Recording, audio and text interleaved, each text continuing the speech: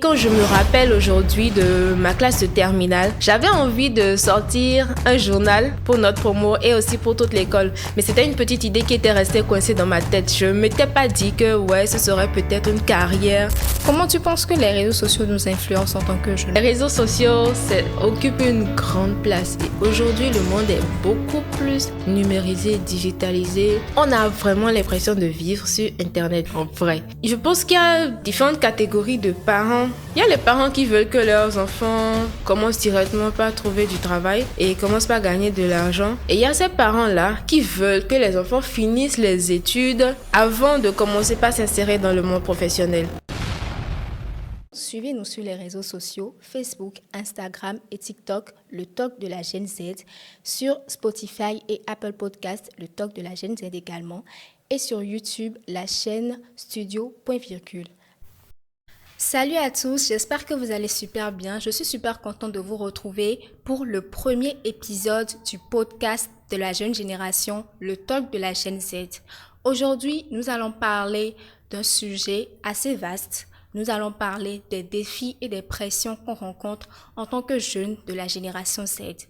Et pour en discuter, j'ai avec moi le premier, ou du moins la première invitée de ce podcast.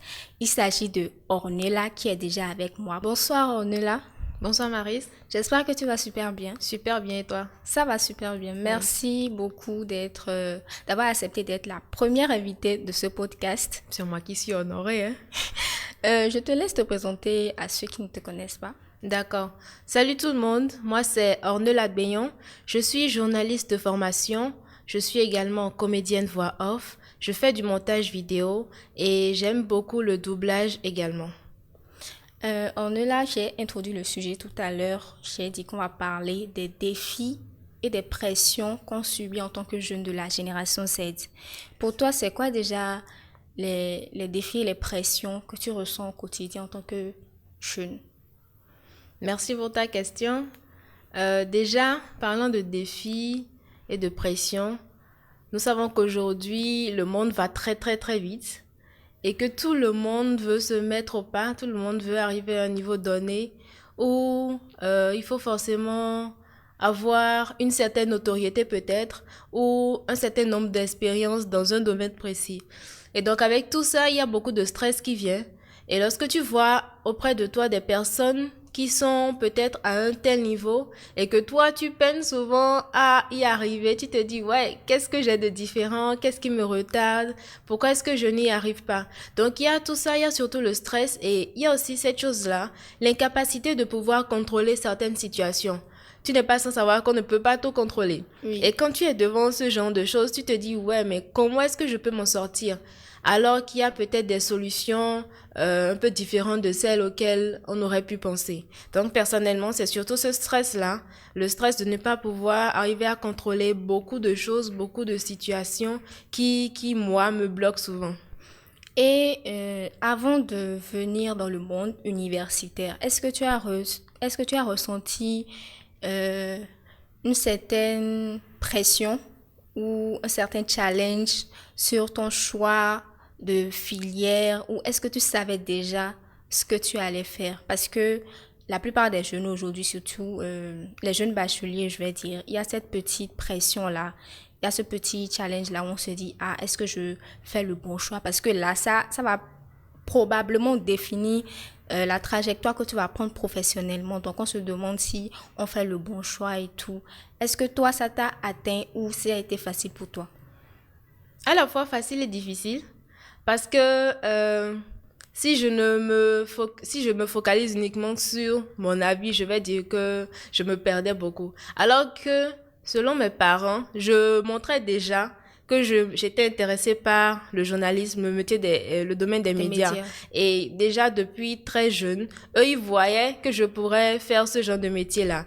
Et quand je me rappelle aujourd'hui de ma classe de terminale, j'avais envie de sortir un journal pour notre promo. pour notre promo et aussi pour toute l'école. Mais c'était une petite idée qui était restée coincée dans ma tête. Je m'étais pas dit que, ouais, ce serait peut-être une carrière, mais je me rappelle bien que j'ai eu cette envie-là. Donc, aujourd'hui, me retrouver dans le domaine des multimédias, des médias, ça ne m'étonne plus vraiment. Je me dis, oui, bon, sûrement j'étais faite pour ce métier-là. Et si pour moi ça a été comme ça, je connais des personnes pour lesquelles ça n'a pas forcément été facile et c'est toujours difficile aujourd'hui. Des personnes qui elles-mêmes à la base ne savent pas vraiment ce qu'elles veulent faire, mais qui se retrouvent devant les parents qui leur disent fais ceci, fais ça, je veux que tu fasses ceci parce qu'il y a beaucoup d'opportunités. Et ce sont des personnes qui sont un peu perdues. Ils sont très, très souvent guidés par les parents, très souvent guidés par les décisions d'autres personnes. Au finish, elles-mêmes, elles ne savent plus vraiment quoi faire. Elles sont perdues. Ouais, elles sont perdues. Pas du temps. Et est-ce que tu penses que ça agit sur notre confiance en soi ou notre santé mentale de pas toujours savoir quelle trajectoire prendre? Parce que je pense qu'il y a beaucoup de jeunes qui se retrouvent dans cette situation. Les nouveaux bacheliers actuellement, je sais qu'il y a plein qui suivent des séances d'orientation, comme on dit d'habitude. Est-ce que tu penses que ça peut agir sur ton futur? Oui, forcément. Parce que lorsque tu n'arrives pas à te retrouver, supposons, tu veux aller dans le désert, tu es à l'entrée. Tu ne sais pas ce que tu vas trouver là-bas. Mais pourtant, tu entres. Tu ne sais pas ce que tu vas trouver. Tu te demandes où est-ce que je vais, qu'est-ce que je vais faire. C'est un peu ça. C'est comme s'ils sont dans un vaste désert. Ils ne savent pas vraiment où mettre de la tête. Et je pense que c'est vraiment dommage parce qu'il y a des personnes parmi ceux-là qui ont des talents, qui ont des dons, qui peuvent leur être bénéfiques s'ils arrivaient à travailler ça beaucoup plus tôt. Il y a certains enfants qui ont eu cette chance-là d'avoir commencé plus jeune à faire le dessin, à faire ce genre de choses. Aujourd'hui, ce sont des personnes qui arrivent facilement à se dire, oui, je vais être architecte, je veux faire telle ou telle chose. Mais lorsqu'on se retrouve dans le cas de nos chers jeunes amis bacheliers et plusieurs personnes de d'autres promotions également, c'est pas forcément facile. Et ça engendre forcément le manque de confiance en soi. Parce que si toi, tu vois que tu n'arrives pas à faire un choix, actuellement, alors que certaines personnes dans ton entourage ou d'autres personnes qui ne sont pas forcément dans ton écosystème arrivent à s'en sortir, tu te demandes s'il y a un blocage à ton niveau, si c'est toi l'élément perturbateur dans cette vie. Il y en a même qui se disent qu'ils n'ont pas du tout de talent, qui ne sont bons à rien, alors que c'est pas forcément le cas. Il y en a, ça leur prend plus de temps que d'autres de découvrir ce qui est fait pour eux. Et je pense que beaucoup de jeunes devraient plus prendre sur eux et se dire que c'est pas parce que je n'ai pas vu trouver ma voie que c'est terminé. Voilà. Surtout ça. Parce que lorsqu'on se dit plutôt à cet âge-là, je dis, j'ai quel âge même? Vraiment. Tu as quel âge? On est trop pressé pour rien. C'est ça en fait. Tu as quel âge? Tu es jeune. Il faut que tu te poses et que tu essaies de réellement trouver ton vrai toi, ce qui est fait pour toi, ce que toi-même tu arrives à faire sans avoir l'impression d'être fatigué, sans avoir l'impression d'être ennuyé. Donc, lorsque tu trouves cette chose-là, essaie de développer, de travailler cette chose-là. Et je pense que ça pourrait aider à trouver des compétences, à développer ou même à les monétiser plus tard. Donc, voilà. Il y a aussi le cas des multipotentiels qui se perdent beaucoup. Like me. Like me also. C'est très compliqué aussi de trouver une seule voie où on va se dire je vais faire que ça. C'est très compliqué parce que tu as envie de toucher à tout. Tu te lèves, tu te dis oui, j'aime bien ce monde-là, j'aime ce monde, mais finalement, et puis je pense que c'est surtout le monde extérieur qui nous donne la pression là. Ouais. Parce que perso, on est dans notre monde, on se dit oui, bon, j'aime faire tous ces trucs là, c'est pas si mal que ça. Mais lorsque au dehors on te dit, il faut pas être généraliste, il faut te spécialiser. Ouais. Quand tu fais tout à la fois, personne ne va te chercher. Il y a toute cette pression là qui te dit, ah mais donc c'est moi qui suis dans le tort, c'est ça? J'aime faire la voix off, je m'intéresse aux questions environnementales, j'aime faire le montage vidéo, j'aime les trucs créatifs, l'innovation, tout ce qui a trait à l'innovation. Mais au finish, on dit, est-ce que tu vas pas faire une seule chose? Meuf, tu es quoi finalement? Finalement, oui. Je suis tout un mélange en fait. Donc, c'est pas forcément facile pour les personnes qui ont plusieurs potentiels de pouvoir s'en sortir. Mais je pense que c'est pas impossible non plus. Parce que je suis des podcasts et des profils sur TikTok, Instagram de certaines jeunes dames multipotentielles qui, elles, parle par exemple de comment est-ce qu'il faut gérer ce caractère qu'on a là. Essayer de joindre deux passions par exemple ou d'en développer d'autres. Mais il ne faudrait pas se mettre dans une coquille de j'aime faire plusieurs choses. Donc ça veut dire que je suis inutile au monde. Non, au contraire, tu regorges de plein de potentialités. Donc voilà. Est-ce que durant ton parcours, que ce soit au collège ou à l'université, tu as eu une grosse pression ou tu as vécu un gros stress niveau études? Parce que c'est aussi quelque chose dont on ne parle pas beaucoup. Il y a beaucoup de jeunes qui font certaines filières où ils sont vraiment chauffés, Oui. niveau études, il faut apprendre beaucoup de choses et tu sais plus où mettre ta tête. Il y en a même qui n'ont carrément plus de vie. Je parle spécialement des étudiants en médecine, par exemple. Eux, leur cas, c'est carrément un cas à part. Ils n'ont honnêtement, pratiquement plus de vie. Petite pensée envers eux, parce que c'est pas facile. Vraiment. Quand je discute avec mes camarades en médecine, je me rends compte qu'en fait, qu'ils ont beaucoup de choses à assimiler en un temps pas forcément avantageux et qu'il faut aussi valider les matières et tout ça, c'est beaucoup. Mais bon, quand on parle de passion aussi, mais quand c'est des personnes qui ont été guidées par des décisions d'autres personnes, c'est forcément difficile. C'est encore plus difficile. C'est pire. Oui. C'est pire parce que tu étudies, mais tu ne sais pas pourquoi tu étudies. Et tu n'aimes pas forcément ce que tu étudies. Voilà, aussi. Exactement. Mais bon, pour mon cas, je n'ai pas eu un stress similaire à ceux de nos amis en médecine, par exemple. Mais bon, je vais dire quand même qu'il y a eu ce moment où je me suis dit, que si jamais j'échouais, je perdrais ma bourse. Parce que j'étais boursière à l'UAC et durant mon cursus scolaire, je travaillais, je faisais de mon mieux. Mais bon, là, c'était un peu différent parce que j'avais cette pression-là. Si jamais j'échouais, je ratais l'année, c'est que je perdrais ma bourse et que c'était pas évident que je puisse continuer avec quelle bourse là? Zéro, nada, aucun point. Tu vois, donc c'était vraiment ça qui était mon défi. J'avais commencé la première année, tout s'est bien passé. Je me suis dit, ouais, j'ai validé, c'était bien. Mais en deuxième année, j'ai commencé par avoir des difficultés de compréhension au niveau de certaines matières. Et c'est là que je me suis rendu compte que, la vie n'est pas si rose que ça. Et je pouvais rencontrer ce genre de difficultés. Donc, c'est à ce moment que j'étais très stressée. Je me disais, si jamais je rate cette année-là, qu'est-ce que je vais devenir? Qu'est-ce que je vais devenir? Et finalement, j'ai terminé l'année avec des matières à rattraper. C'est vrai que ça me stressait. Mais bon, j'ai croisé les doigts et puis je suis quand même y allée. J'ai eu à rattraper ces matières et heureusement qu'on a validé. Heureusement qu'on a validé. Vraiment, sinon on allait reprendre. On allait reprendre.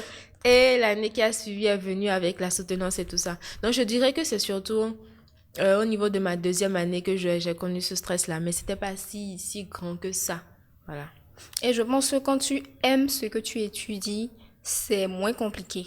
Oui, c'est beaucoup moins compliqué. C'est ça dans beaucoup de choses. Quand tu aimes ce que tu fais, tu ne sens pas le temps passer. Tu as l'impression d'être en train de t'amuser. Et c'est ça avec moi, concernant la voix off et le montage vidéo. Quand tu te mets à poser une fois, c'est vrai, tu reprends plusieurs fois, mais tu veux que ce soit parfait. Tu veux bien incarner... même faire des mimiques, merci, tu le fais. Merci. Tu veux bien incarner le personnage et tu veux essayer de ressortir le message.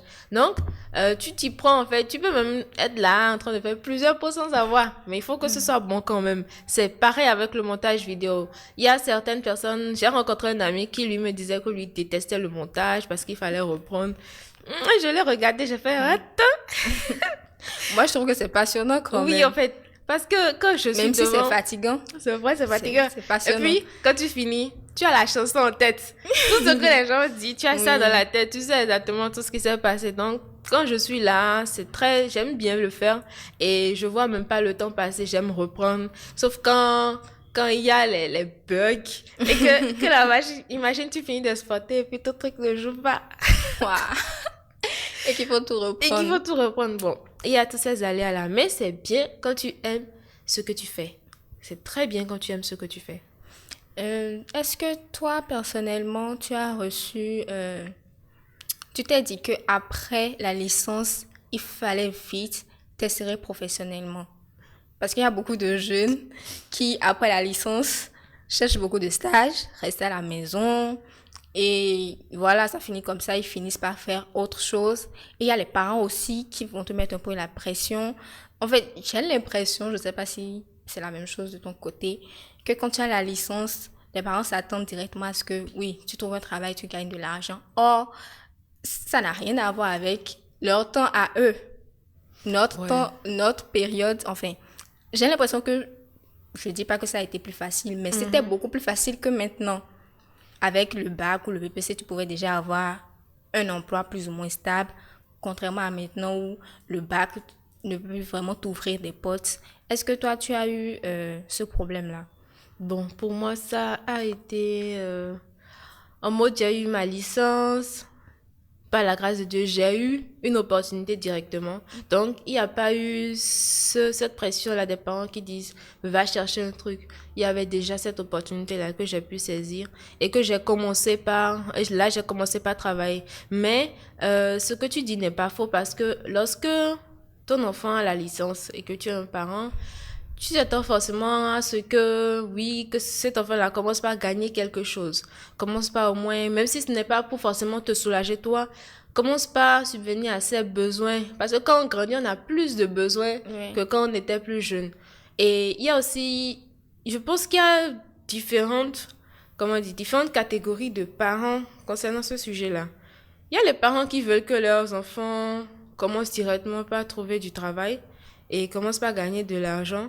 Et il y a ces parents-là qui veulent que les enfants finissent les études avant de commencer par s'insérer dans le monde professionnel. Il y a des parents qui, eux, qui veulent que les enfants aient le master parce qu'ils se disent la licence, ça pèse pas. Oui. La licence, ça pèse pas. Et avec le master, peut-être que tu vas trouver un bon poste dans une grande agence, une grande entreprise et tout. Mais je pense qu'avec tout ça, il faut quand même savoir gérer. Il faut quand même savoir gérer. Toi-même, qu'est-ce que tu veux? Est-ce que tu penses que le fait de t'insérer professionnellement est ce qui va t'arranger? Ou est-ce que tu penses qu'il faudrait continuer tes études? Et perso, je pense qu'il faut jongler avec les deux. Parce que c'est vrai, tu finis, tu as ta licence, mais quand tu restes à la maison, c'est pas forcément la joie. Tu t'ennuies, tu grossis, on te dit, ah, tu manges la vie, mais toi, mais tu sais pas, tu es là, dans la chambre, et tu grossis. Tu sais pas comment tu fais. Donc, faut essayer de trouver une opportunité. Et c'est là qu'on dit qu'il faut mettre plusieurs cordes à son arc. Lorsque tu as étudié, je suppose, en cuisine, et que tu es à la maison, tu n'as pas encore trouvé un endroit où tu vas être embauché. Mais ton talent, essaie de montrer à tout le monde que tu sais cuisiner, d'aimer, vends ça dans ton entourage. Toi-même, en fait, lance-toi, tu vois. Montre que tu sais faire telle chose. Et de là, forcément, je pense que quelqu'un pourrait te remarquer. C'est vrai, en pratique, c'est pas si facile que ça. Oui. Mais petit à petit, quelqu'un pourrait te remarquer et essayer de te trouver un endroit où même t'aider à créer, qui sait, ta propre entreprise ou ton propre resto. Donc, je pense que comme ça peut marcher. Et à côté, tu peux vouloir également étudier beaucoup plus souvent. Parce que si tu fais juste ce travail, c'est vrai, tu es jeune, tu travailles, tu gagnes de l'argent. Mais demain, tu aurais peut-être envie d'avoir eu certains diplômes, d'avoir appris certaines choses. Moi, je connais des gens aujourd'hui âgés qui se disent que si j'avais eu l'idée, genre si j'y avais pensé, j'allais continuer mes études et peut-être qu'aujourd'hui, je serais en train de faire telle chose. Et ça arrive dans le cas où la trajectoire dans laquelle tu as foncé premièrement était l'unique que tu avais choisi. Si tu n'avais pas pris d'un truc à côté, si ça venait à se bloquer, qu'est-ce que tu pourrais faire? Tu Donc, vois? c'est important d'avoir plusieurs cordes à son arc. C'est important d'avoir plusieurs cordes à son arc. Faut pas se focaliser sur une seule chose. Et tu ne me diras pas le contraire, c'est clair. Si tu fais une seule chose, c'est Non, t'es mort. mort. À l'heure actuelle, c'est mort. C'est Surtout mort. au Bénin, c'est mort. Merci. C'est mort. Donc, je pense que ce serait super si chacun pouvait penser à mettre plusieurs cordes à son arc. Si c'est une compétence que vous avez envie de développer, vous pouvez vous inscrire à des formations ou suivre des formations en ligne si c'est que c'est l'argent qui vous pose problème. YouTube est là, il y a plein de trucs. Et vous pouvez déjà commencer par vous lancer. Et tu penses quoi des parents ou des gens de la génération de nos parents ou des aînés qui disent souvent que nous, les jeunes, on abandonne trop vite, qu'on n'aime plus travailler. Parce que je ne sais pas pourquoi Excusez-nous. il faut cette remarque, mais qu'on abandonne trop vite dès qu'il n'y a pas l'argent et qu'on ne fait pas d'efforts. Enfin, j'entends beaucoup de personnes dire ça. Vrai, et que quand on fait des stages, on ne se donne pas à fond, on veut vite laisser tomber, on trouve que c'est trop dur, on veut vite gagner de l'argent facilement. C'est vrai. Et oui, quand tu avais commencé par poser la question, je n'avais pas encore fait le lien. C'est vrai. Ces temps-ci, en fait, souvent on nous fait ce reproche-là.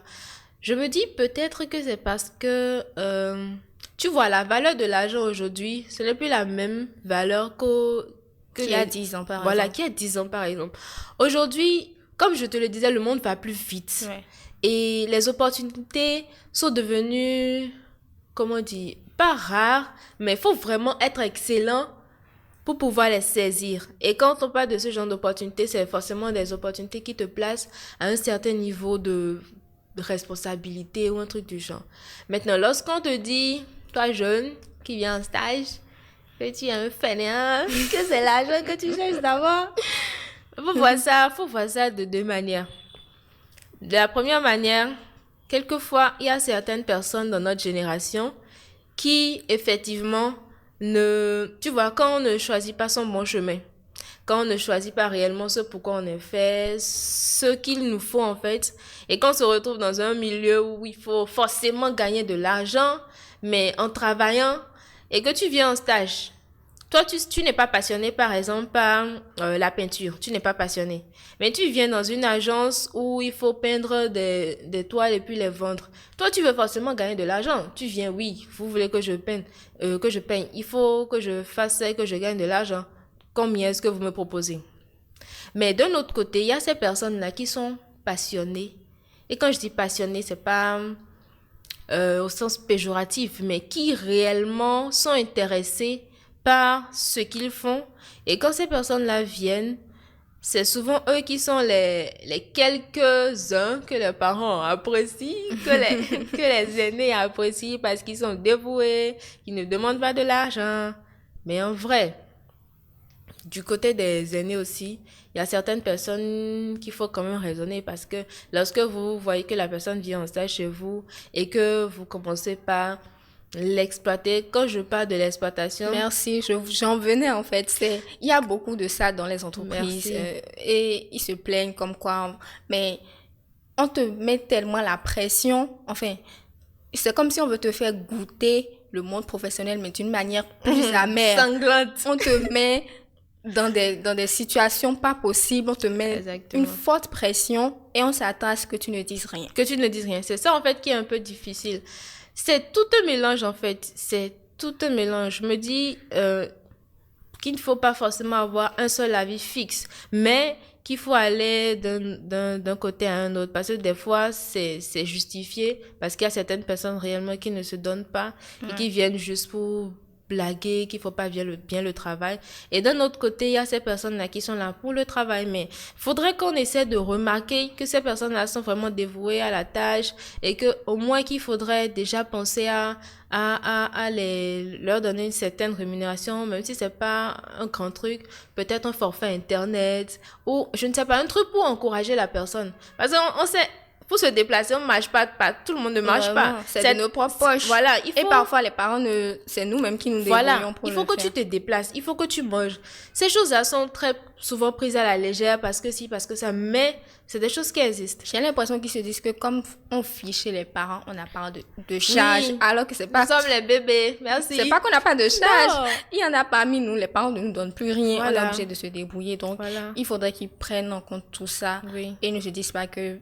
c'est forcément des comme jeunes. On est des jeunes, on va leur donner le max de travail, leur mettre la pression. Mais en même temps, donner le max de travail au bon sens, c'est aussi permettre à ce jeune-là d'avoir beaucoup d'expérience. Oui. Parce que oui, d'un côté, ça peut être fatigant, mais quand tu vis quand tu vis ce genre d'expérience-là et que tu t'en sors après, tu es fier, hein, parce que toi, tu as eu plusieurs expériences difficiles, tu es resté affamé sur le terrain de tournage. En fait, plein de trucs, des anecdotes que tu as eu, des trucs que tu as eu à vivre et qu'aujourd'hui, Tu peux t'en servir pour pouvoir donner des conseils à d'autres ou t'en servir pour savoir exactement dans quoi il ne faut pas mettre le pied, tu vois. Donc, tout ça, je pense que ça concourt à notre évolution et je pense que ça pourra nous aider, nous, à pouvoir faire nos choix demain. Parce que si tu ne vis pas dans certaines situations, tu ne sauras pas exactement quoi faire demain. On dit c'est conséquences qui conseillent. Conseil, oui. Voilà. On va parler à présent des réseaux sociaux. Ornella, c'est quoi la place des réseaux sociaux dans ton quotidien en tant que jeune? Excusez. Hein. Les réseaux sociaux, mais c'est moi qui suis sur les réseaux. En fait, je suis au milieu des réseaux. Comme tout le monde, les réseaux sociaux occupent une grande place. Et aujourd'hui, le monde est beaucoup plus numérisé, digitalisé. On a vraiment l'impression de vivre sur Internet. Tu vas croire que la planète, c'est Internet et non la Terre, en vrai. Parce qu'il y a plein de choses qui se passent sur les réseaux. Tout le monde veut aujourd'hui digitaliser son entreprise parce que beaucoup de personnes s'intéressent aux réseaux sociaux.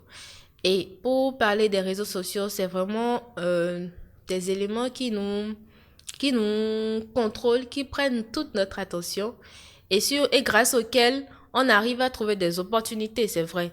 Mais d'un autre côté, ça nous enlève, ça nous arrache au monde réel. Ça nous arrache au monde réel. Et dans ma vie perso, je l'ai dit, comme tout le monde, les réseaux sociaux, c'est la base. C'est la base. Ça occupe une très, très grande partie de mon temps. Là, si vous dites à un jeune de passer une journée sur son téléphone, sans ses réseaux, il va pas vous le remettre directement. Il va pas vous le remettre directement. Il va réfléchir forcément. Mais bon, s'il arrive à le faire, c'est cool. Perso, vous pouvez prendre ça ainsi, c'est que je vais aller dans un hôtel 5 étoiles tranquillos avec une belle vue sur la plage. Oh Seigneur. Comment tu penses que les réseaux sociaux nous influencent en tant que jeunes? Comment ça influence notre perception de nous-mêmes, notre confiance en soi-même? Est-ce que tu ne penses pas que le fait que nous, les jeunes, on soit trop attachés aux réseaux sociaux touche notre perception de nous-mêmes ou notre confiance en soi? Je pense que oui. J'ai même eu à faire ce constat et je me suis dit que il y a vraiment une différence entre nous, notre génération, et les générations précédentes. Parce que quoi?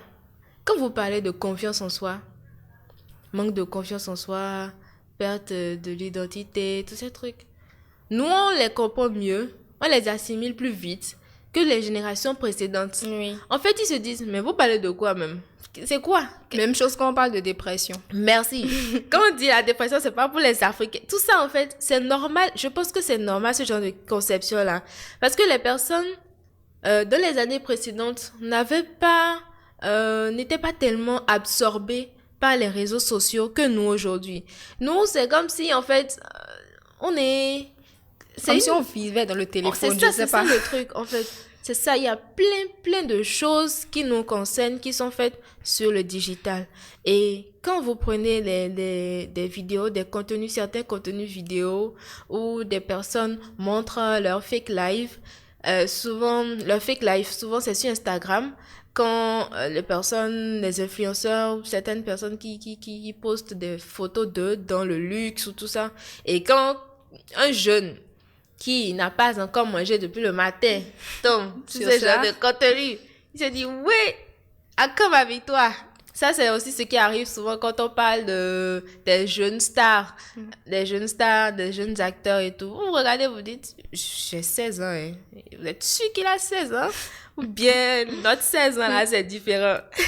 Donc, en fait, on se demande si c'est nous le problème ou si ce sont les autres qui sont beaucoup trop évolués. Et les réseaux sociaux permettent de nous montrer ce genre de façade là du monde.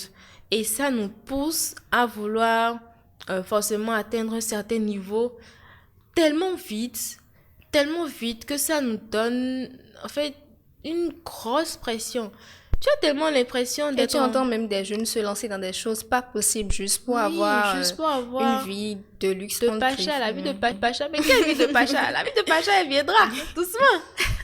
En vrai, parce que lorsqu'on suit des vidéos et que les gens passent leur temps à montrer la belle vie entre griffes et que les personnes qui ne vivent pas cette vie-là se disent oui, il faut que moi-même j'ai ce genre de vie, mais qui ne le prennent pas forcément de la bonne manière. Et la bonne manière, c'est quoi? Lorsque tu vois ce genre de choses, ne dis pas et qu'est-ce que j'ai fait pour ne pas mériter ça? Dis qu'est-ce que je peux faire pour avoir ça et plus.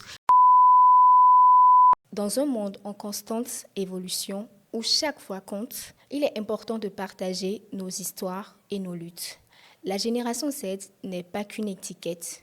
Nous sommes un mouvement, une communauté qui cherche à se faire entendre. Aujourd'hui, nous entrons dans cet espace. Bienvenue dans le Talk de la Gen Z. Je suis Maryse Boko, journaliste de formation, comédienne voix off, et je suis ravie de vous embarquer dans cette aventure. Le Talk de la Gen Z est un espace où on discute de tout ce qui nous concerne, les relations, la culture, l'identité, les défis professionnels et bien plus encore. Au fil des épisodes, vous aurez droit à des interviews, des discussions et des témoignages, le tout de donner une voix à notre génération. Avec ce podcast, je veux créer un lieu d'échange où les jeunes se sentent entendus et compris parce que pour moi, la génération Z a beaucoup à dire. Vous aurez des conversations franches avec des invités inspirants et peut-être même quelques surprises. Avant de continuer, j'aimerais rendre hommage à une personne exceptionnelle. Il s'agit de Monsieur Aboubakar Sadikou, l'une des premières personnes à qui j'ai parlé de ce projet, qui m'a encouragée et grâce à qui, en grande partie, je suis là aujourd'hui. Malheureusement, il n'est plus et j'aimerais quand même lui rendre hommage parce que c'est lui qui m'a donné cette idée, même si le projet en lui-même, je l'ai écrit, je l'ai conçu. C'est l'une des personnes qui m'a motivée à lancer ce podcast et tous ses conseils m'aident aujourd'hui dans la réalisation de ce projet. J'aimerais aussi remercier le studio de podcast Point Virgule qui m'accompagne sur tous les aspects de ce podcast. C'est le tout premier studio de podcast très bien équipé, très bien situé à Cotonou. Ils ont une équipe jeune, dynamique et chaleureuse et je vous les recommande vivement pour tous vos projets audiovisuels. Suivez-nous sur les réseaux sociaux, Facebook, Instagram et TikTok, le Talk de la Gen Z, sur Spotify et Apple Podcast, le Talk de la Gen Z également, et sur YouTube, la chaîne Studio Point Virgule. Merci Onela, c'était vraiment intéressant ce moment partagé avec toi. Merci d'avoir accepté l'invitation. Merci d'être la première invitée de mon podcast. Je suis honorée, elle a dit ça. Merci à toi. Merci à vous d'être restés jusqu'à la fin. J'espère que vous avez apprécié ce premier épisode du Talk de la Gen Z. Je vous retrouve très bientôt pour le deuxième épisode. À bientôt.